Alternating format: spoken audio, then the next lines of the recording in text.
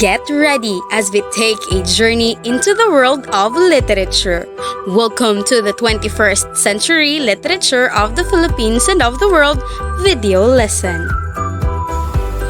Blessed day, everyone! I am your teacher, Christine. Join me as we gain new experiences while learning. Today, we are in Module 1 of the subject 21st Century Literature of the Philippines and of the World.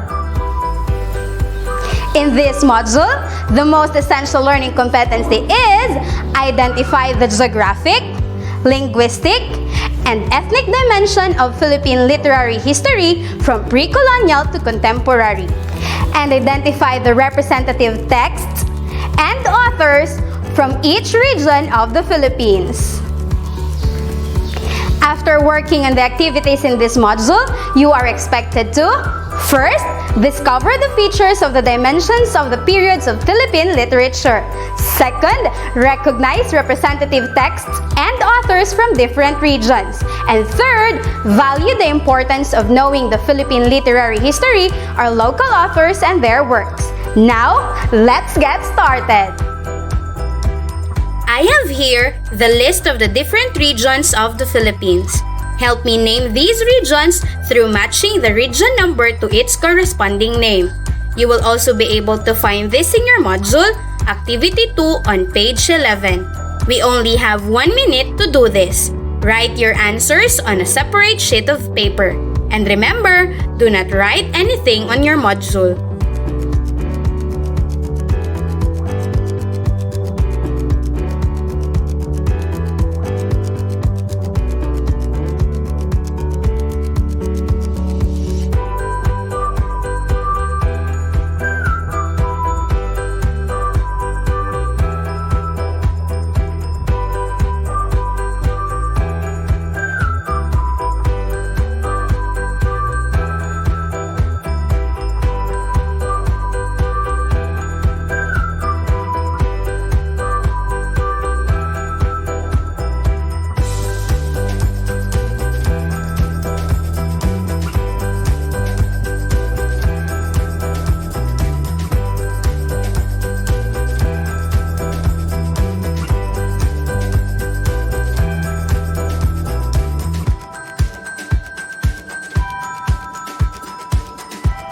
Your time is up!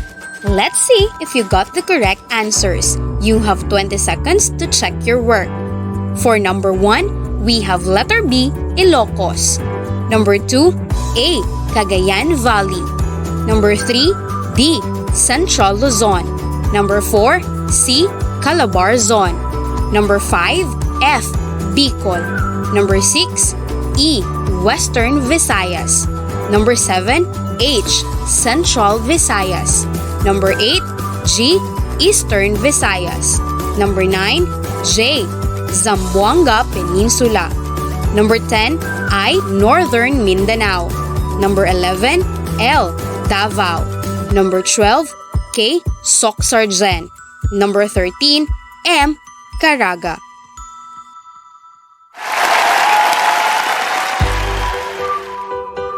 Great work! If you were able to get it all correct, then it's a double thumbs up. But if you had some wrong answers, do not worry. Still, you did a good job. Remember, there is always a room for improvement, and this video lesson will help you learn more. Now, let's proceed to the meat of the lesson. Heads up, open your eyes and ears as we discuss about the dimensions of Philippine literary history and representative texts and authors from each region. First, what is literature?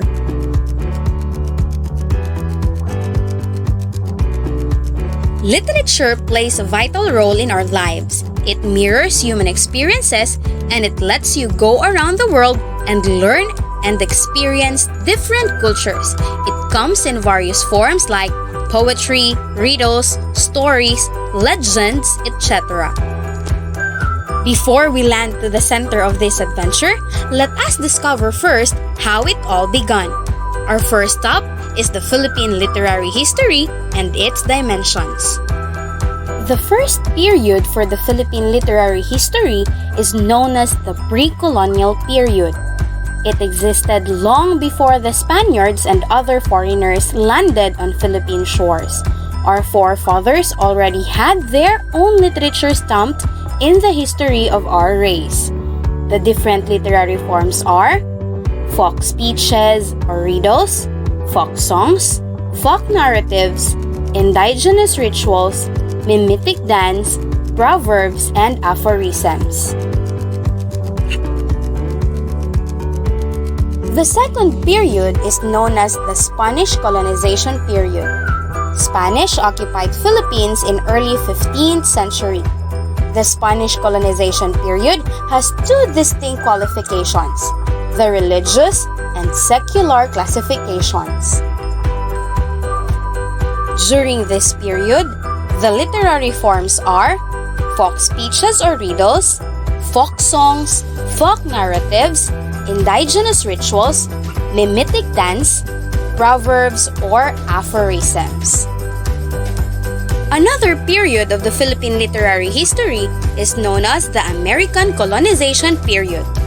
Philippine literature in English is a direct result of American colonization of the country.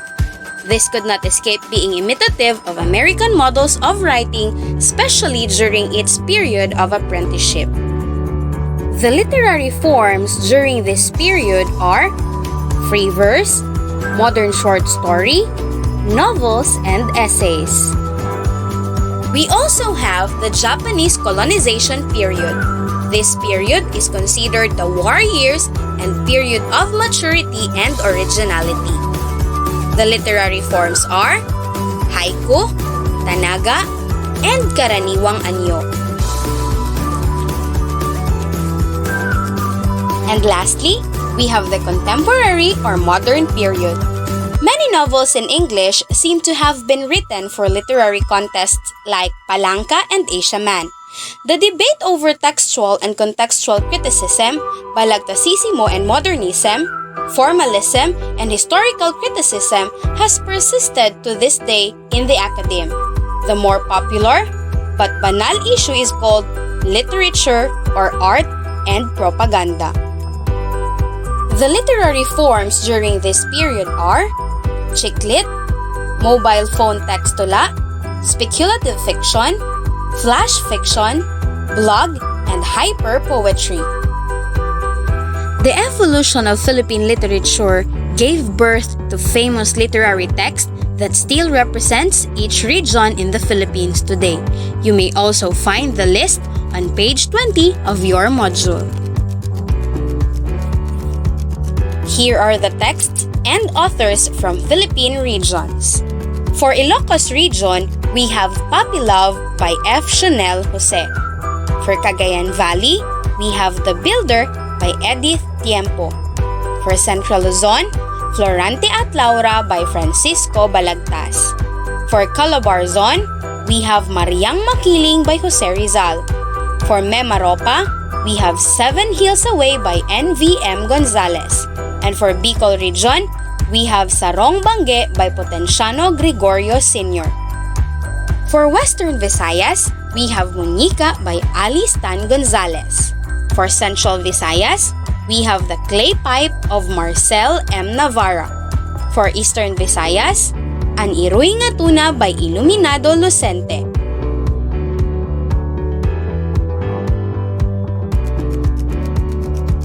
For Zamboanga Peninsula, The White Horse of Ali by Inigdo Alvarez Enriquez. For Northern Mindanao, The Battle of Taguluan by Regino L. Gonzalez Jr. And for Davao Region, Love in the Corn Husk by Ida Rivera Ford. And for Soxargen, we have Indarapatra and Sulaiman by Bartolome del Valle. For Caraga Region, we have Tuwaang Atense Wedding by E. Arsenio Manuel.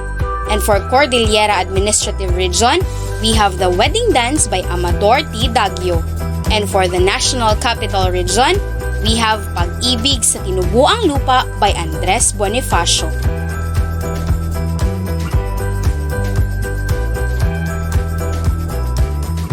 To fully understand the paradigm of certain literature, here are the different dimensions where these literary texts are anchored.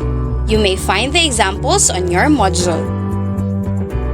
The first dimension of Philippine literary history is known as geography. This studies places and the relationships between people and their environments. Example, Indara Patra and Sulaiman. Second, we have language or linguistics, a system of conventional spoken, manual or signed or written symbols by which individuals express themselves. Example, Monica. Third, we have ethnicity. This refers to social entities sharing real or putative ascriptive features like a common origin or cultural linguistic legacy. Example, The Wedding Dance by Amador T. Daguio.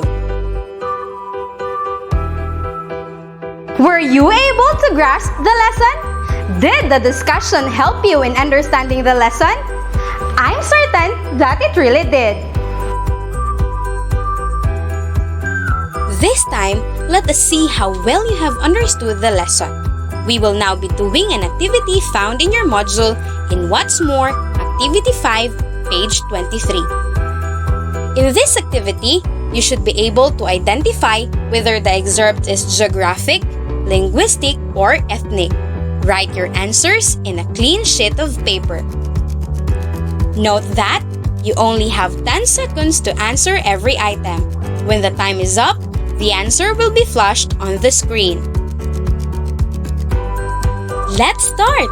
For number 1. They still love each other, but they have to separate because their tribe's custom states that every man in the tribe should have one or more child that would carry his name.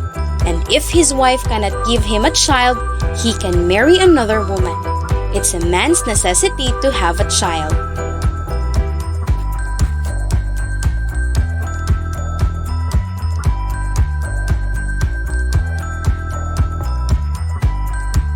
Oops! Your time is up!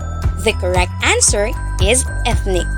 It is ethnic because the wedding dance is a story anchored on a certain norm and culture of a certain tribe.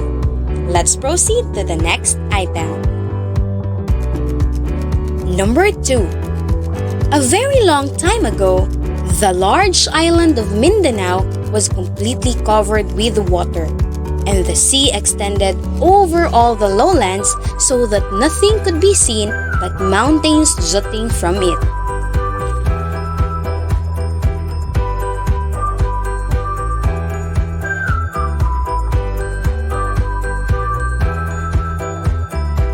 Alright, 10 seconds is done, and the correct answer is geographic, because Indara Patra and Sulaiman is actually an epic which emphasizes the setting, which is a certain island in Mindanao. For number 3. Bisan pa man mayara nakahulsay, kaalikaya kag katahom sa sulod sang balay nga ginatinguhaan ni Sita nga mapadayon tubtub sa iya masarangan.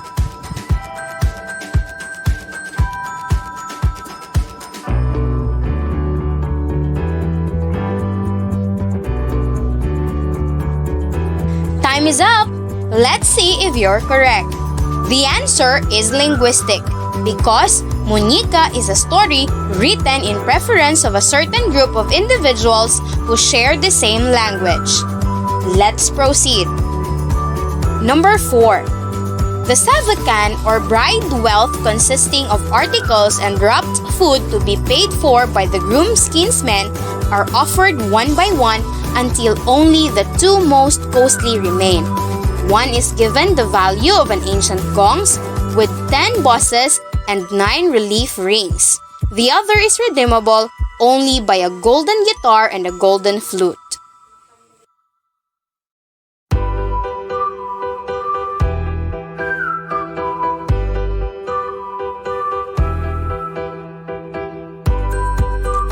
Another 10 seconds is done. Check if your answer is correct. The correct answer is ethnic because The excerpt actually depicts a certain wedding norm or belief of a certain tribe. And for the last item, number 5.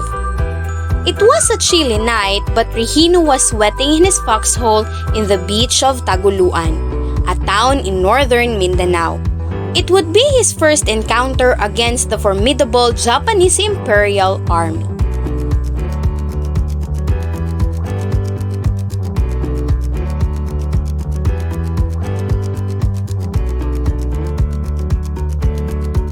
Alright, time is up! Let's find out if you got it right. The correct answer is geographic because it also emphasizes a certain scenario in a specific place. Did you get 4 or 5 correct answers? I'm sure you did. Good job!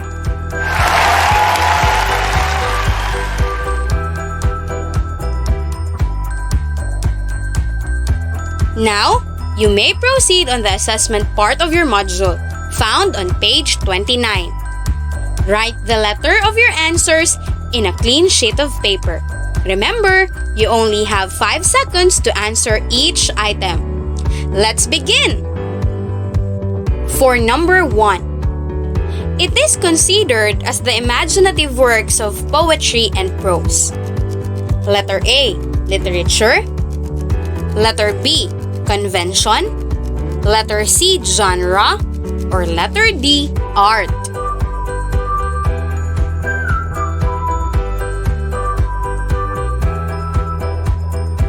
Alright, time is up. And the correct answer is A, literature.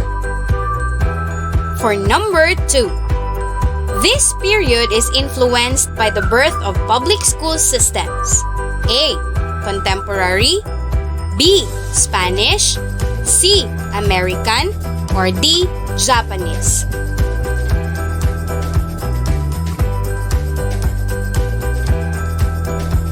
Alright, time is up. And the correct answer is C, American. This period makes use of figurative languages and other modern techniques. A, contemporary. B, Spanish. C, American. Or D, Japanese.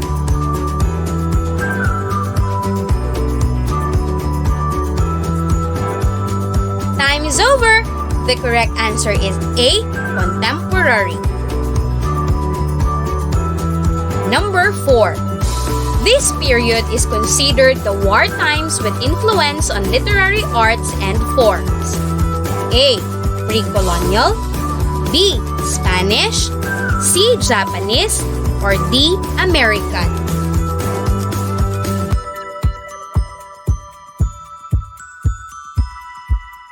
There you go. The correct answer is C, Japanese. For number 5, this period has something to do with alibata. A, pre-colonial. B, Spanish. C, Japanese. Or D, American.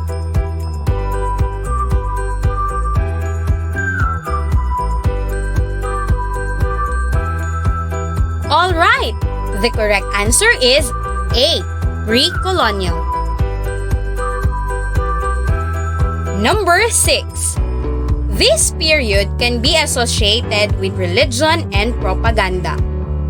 A, pre-colonial. B, Spanish. C, Japanese. Or D, American.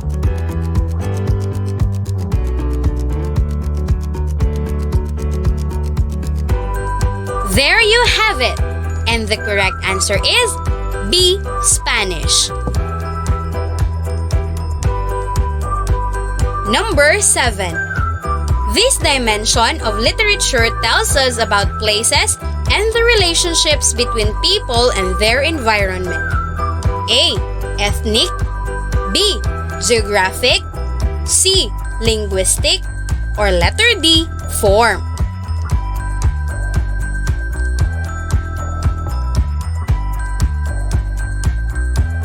Time is up! The correct answer is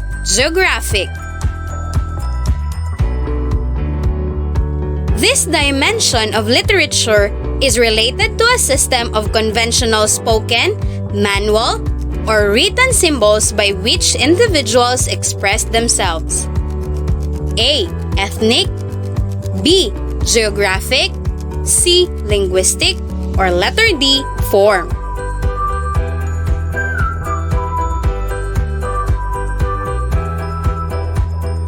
And the right answer is C. Linguistic.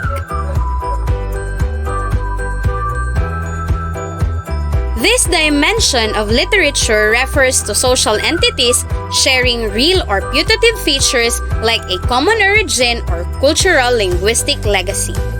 A. Ethnic, B. Geographic, C. Linguistic, or D. Form.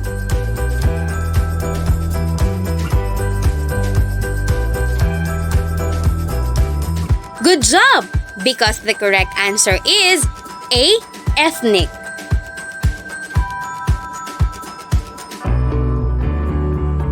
And for the last item, number 10. The literature entitled The Widow's Son, compiled by Mabel Cook Cole, was told by this tribe. A.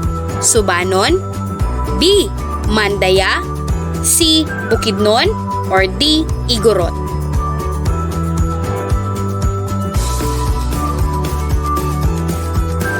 Alright! The correct answer is A. Subanon.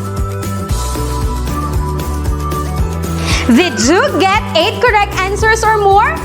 I'm confident you did.